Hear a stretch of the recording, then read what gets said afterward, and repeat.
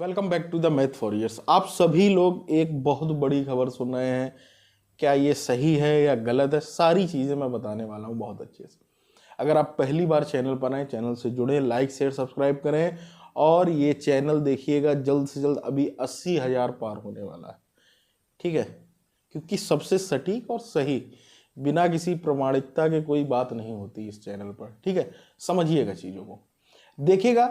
जो ये खबर फैलाई जा रही कि पटना हाई कोर्ट ने बीएड के 22,000 नौकरी कर रहे, जो 2 साल से छठवें चरण में वैकेंसी आई थी, ठीक है, उसको बाहर कर दिया।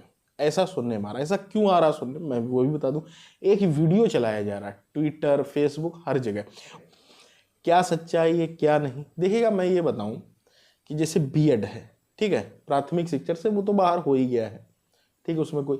लेकिन ये मुद्दा क्या है मैं समझाता हूँ आपको। अगर उत्तर प्रदेश वाले ये वीडियो देख रहे हैं वो भी समझ ले।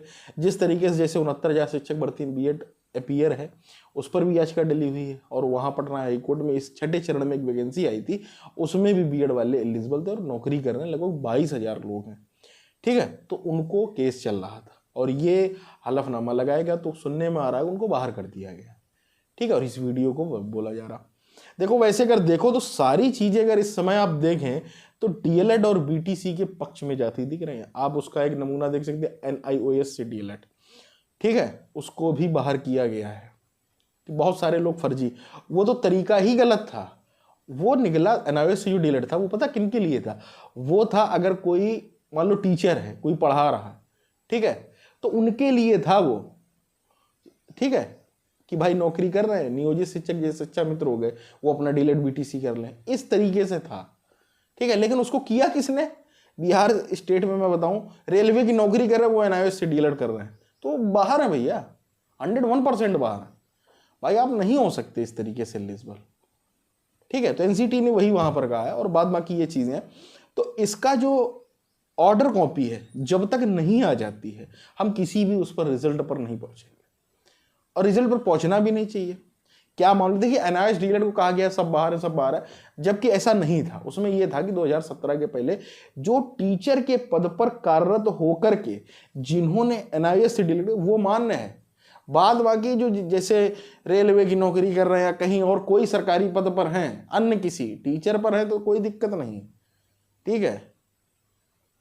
बात को समझिएगा, तो वो मैटर है। इसीलिए बिहार में एनआईओएस से डीएलएड लिया जा रहा है, ठीक है, भरवा के एक वो लग रहा है एफिडेविट, ठीक है। तो वही चीज है। अब अगर एक मैं बात बताऊं, इसका रिजल्ट क्या आएगा अगर 22,000 ये प्रशिक्षु बाहर हुए? पहली बात तो पटना हाई कोर्ट से बाहर होंगे तो अभी सुप्रीम कोर्ट जाएगा मामला, ये यहां से निपटने वाला नहीं है। लेकिन इससे कड़ी खुल जाएगी। क्या कड़ी खुल जाएगी? उत्तर प्रदेश में 69,000 शिक्षक भर्ती में जो बीएड हैं लगभग 30,000 प्लस हैं, ठीक है, उन पर भी गाज गिर सकती है अगर ऐसा हुआ। लेकिन आपको मैं बता दूं, ये सारी चीजें अगर कोई क्लियर कर सकता है तो वो केवल और केवल सुप्रीम कोर्ट। सुप्रीम कोर्ट क्या करे, जो रिजल्ट दिया है ना उसको ये बता दें, क्योंकि उन्होंने 2018 वाला एनसीटी का गजट रद्द किया है।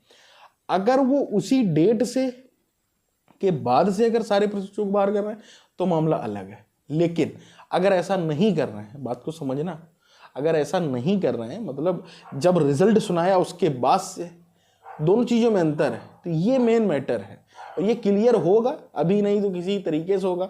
रिव्यू पिटीशन लगी हुई है, सारी चीजें देखते हैं क्या होता है।